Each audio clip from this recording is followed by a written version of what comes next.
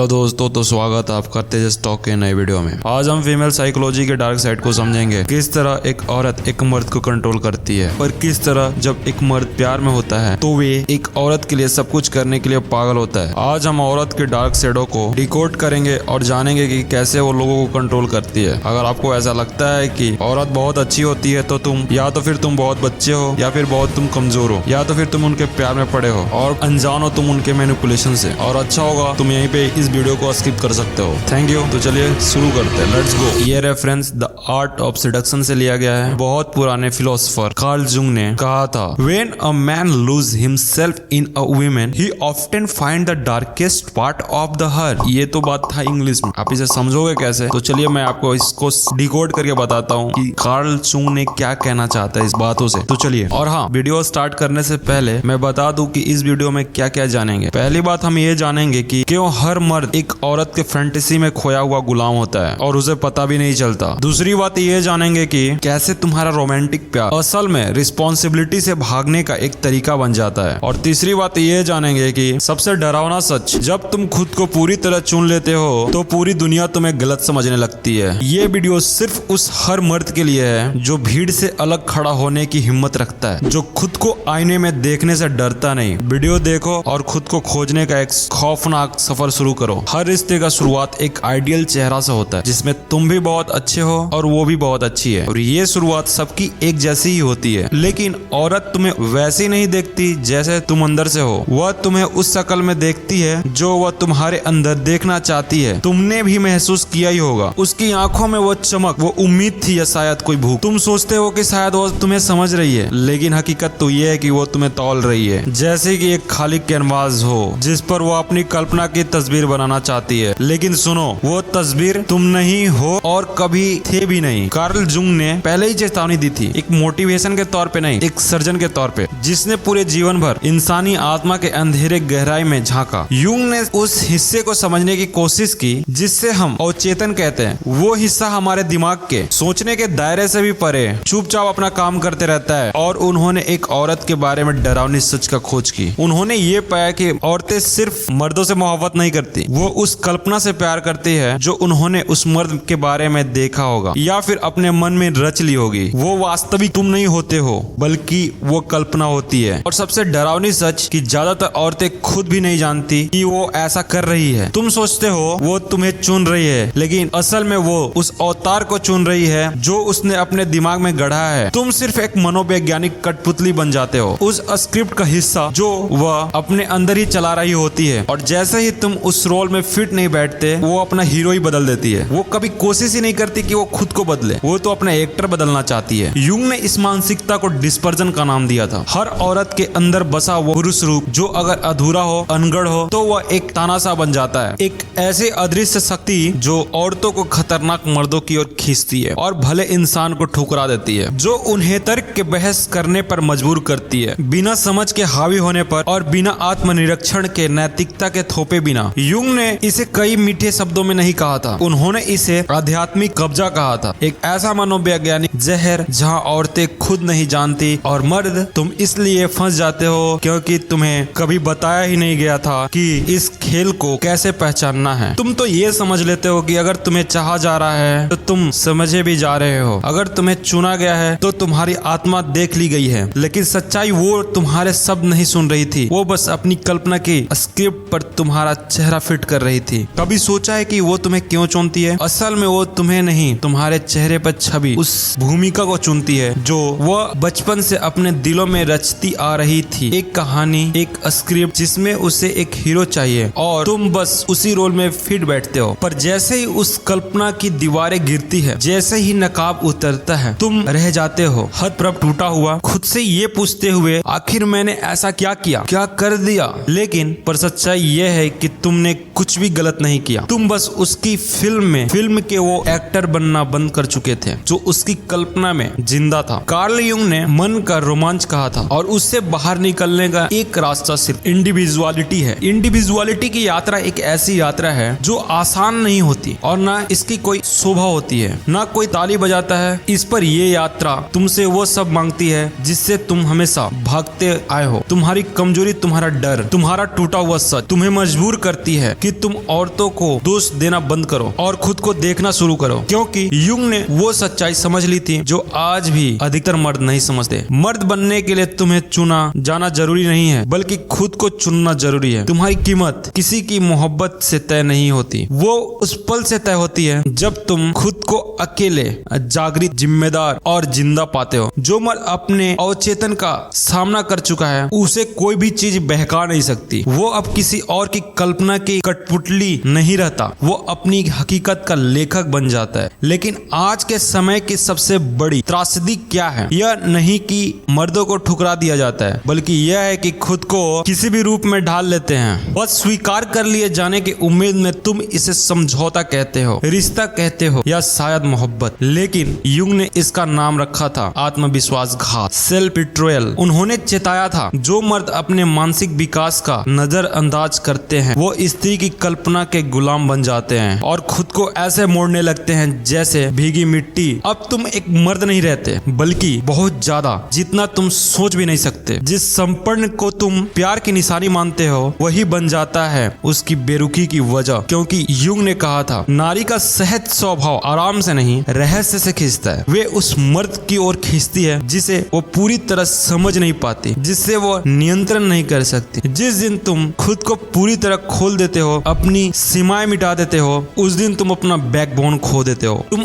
और प्यारे नहीं लगते, तुम अदृश्य हो जाते हो, फेंक दिए जाने लगते हो। औरतों के मन में ऐसा बात चलने लगता है जैसे तुम एक वस्तु हो जिसे बदल देना चाहिए। तुम एक वस्तु के समान हो जाते हो। ठीक उसके बाद ही आता है एक डर जो हर मर्द को जकड़े रहता है, अकेले रहने का डर। तुम असली बन के अकेले रहना नहीं चाहते, इसलिए नकली बन के उसके साथ रहना मंजूर कर लेते हो। तुम तालियों के बिना जी नहीं पाते हो, इसलिए किसी और की कहानी में छोटा किरदार बन के जीते रहते हो। पर युंग ने कहा था जब तक मर्द अकेलेपन को गले नहीं लगाता वो कभी आजाद नहीं हो सकता। उन्होंने लिखा इंडिविजुअलिटी यानी आत्म असलीकरण। इंडिविजुअलिटी की राह कमजोर दिल वालों के लिए नहीं है, क्योंकि इस रास्ते पे चलने के लिए तुम्हें मरना होता है। मरने से पहले तुम्हें जलना होता है उस झूठे रूप को जो तुमने खुद के लिए गढ़ा था, ताकि तुम असली बनकर जी सको। और जब तुम झूठे को जला देते हो तो सच्चाई जन्म लेती है। लेकिन एक बात को कोई भी जोर से कहने की हिम्मत नहीं करता, वो ये है कि इंडिविजुएशन अकेली होती है, डरावनी हद तक अकेली। क्योंकि जब तुम उस राह पर चलते हो तब तुम उस चीज को देखना शुरू करते हो जिन्हें अब अनदेखा नहीं किया जा सकता। तुम पहचानने लगते हो वो नकाब जो लोग चेहरे पे चिपकाए फिरते हैं। तुम देख लेते हो वो खेल जो वो खेलते हैं ताकि खुद को सुरक्षित महसूस कर सके। तुम समझ लेते हो वो झूठ जो हर कोई खुद को सुना रहा है, बस ये मानने के लिए कि सब ठीक है। और जब तुम वो सच्चाई किसी से बांटने की कोशिश करते हो वो तुम्हारा मजाक उड़ाते हैं। तुम ठंडे हो, घमंडी हो, बहुत ज्यादा सोचते हो जैसे तुम ही असली समस्या हो। पर सच्चाई ये है तुम समस्या नहीं हो, तुम आईना हो। और लोग उस आईने से नफरत करते हैं जो उन्हें उनका असली चेहरा दिखा दिया। और युंग ने चेताया था कि औरतें अक्सर ऐसी स्वाकृति में पलती हैं जहां उन्हें उस परछाई से भागने के लिए सम्मानित किया जाता है। उन्हें सिखाया जाता है कि वो तो वैसे ही शुद्ध है, भावनात्मक है,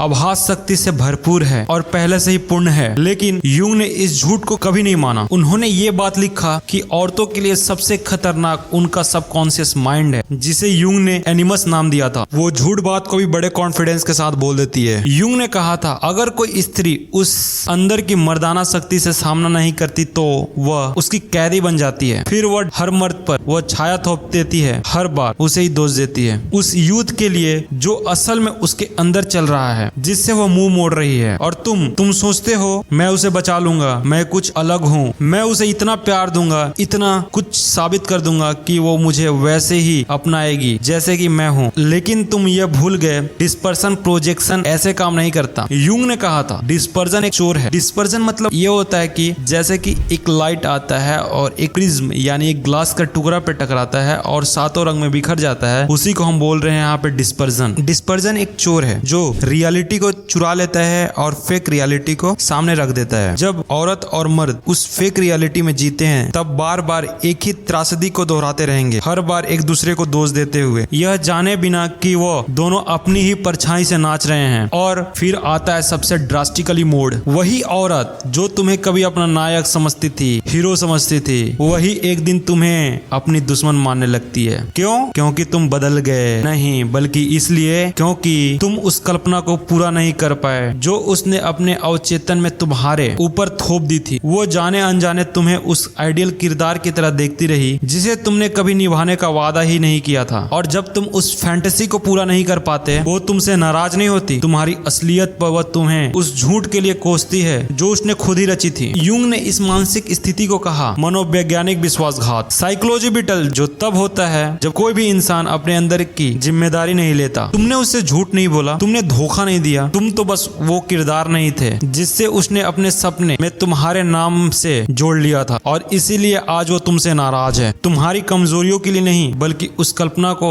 ना निभा पाने के लिए जिसका कोई स्क्रिप्ट, कोई नाम, कोई चेतावनी तुम्हें दी ही नहीं गई थी। यूंग ने एक बार कहा था, लोग कुछ भी कर लेंगे, चाहे वो कितना भी बेतुका क्यों ना हो, सिर्फ इसलिए ताकि उन्हें अपनी आत्मा की सच्चाई से सामना ना करना पड़े। सबसे ज्यादा यह बात सच होती है प्यार में। मर्द और औरत जब किसी रिश्ते में दाखिल होते तो वे पूरे इंसान बनकर नहीं आते, बल्कि चलते फिरते डिस्पर्जन बनकर आते हैं, अपने अधूरे डर, अधूरी जरूरतें और बचपन के अधूरे जख्म, यह सब लादे हुए किसी ऐसे इंसान के बाहों में चले जाते हैं जिसे वो शायद ठीक से जानते भी नहीं। तुम इसे इश्क कहते हो, लेकिन यूं कहते हैं तुम बार बार उसी जाल में फंसते हो। हर बार सोचते हो इस बार कुछ अलग होगा, लेकिन कुछ नहीं बदलता, क्योंकि तुमने अब तक सबसे डरावना सवाल खुद से नहीं पूछा, शायद कहीं ये सब मेरी ही तो जिम्मेदारी नहीं। तुम औरतों को दोष देना चाहते हो, कहना चाहते हो कि वो चालाक है, छलावा है, सतही है, लेकिन यूं तुम्हारे अगर आंखों में देखते तो फिर एक सवाल पूछते, ऐसे औरतों को तुमने खुद को चुनने दिया ही क्यों? क्योंकि सच्चाई ये है, जो मर्द अपने भीतर की स्त्रीवक्ता का सामना नहीं करता,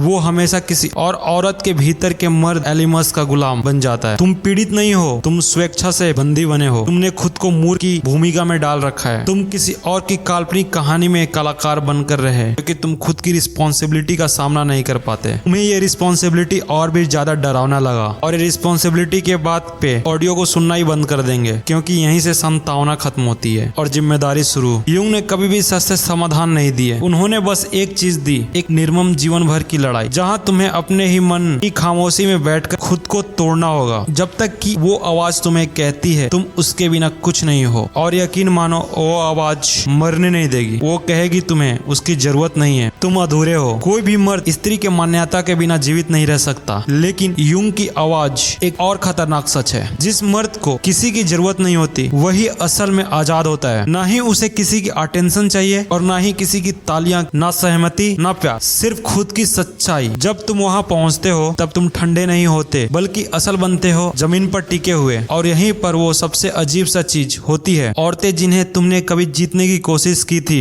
अब खुद खींचने लगती है। क्यों? क्योंकि अब तुम उन्हें जरूरत नहीं समझते। अब तुम मुस्कुराते हो, ना इसलिए कि तुम्हारे अंदर दिल नहीं है, बल्कि इसलिए कि तुम्हें अब समझ आ चुका है वो भी एक यात्रा पर है, वो भी अपने माया से जागे बिना किसी को सच में नहीं देख पाएगी, और तुम उसे बचा नहीं सकते। तुम बस वही कर सकते हो जो यूंग ने किया था। तुम अपनी राह पर इस कदर डटकर चलो कि तुम्हारा वजूद ही एक आईना बन जाए, सच को दिखाता हुआ उस इंसान के लिए जो देखने की हिम्मत रखता है। ज्यादातर लोग उस आईने से मुंह फेर लेते हैं, लेकिन थोड़े तुम्हें शुक्रिया भी कहेंगे, और वहीं तुम्हें समझ आएगा फर्क। तुम्हें उस किरदार के लिए प्यार किया गया था, तुम्हें उस किरदार के लिए प्यार किया गया, या उस आदमी के लिए इज्जत मिली जो तुम रियल बन चुके हो। जब वो पल आता है जब तुम समझते हो कि तुम्हें अब नाटक नहीं करना, तब एक अजीब चीज होती है, लोग तुम्हारे आसपास असहज हो जाते हैं। वो समझ नहीं पाते, लेकिन वो महसूस कर लेते हैं। तुम्हारी मौजूदगी भारी लगती है, क्योंकि अब तुम उनकी सुरक्षित परिभाषाओं में फिट नहीं बैठते। यूंग ने समझाया, इंडिविजुअलिटी समाज के लिए स्वागत योग्य नहीं होता, वो डराया जाता है, गलत समझाया जाता है और अहंकारी कहा जाता है। पर सच्चाई इससे भी ज्यादा खतरनाक होती है। तुम अछूते बन जाते हो,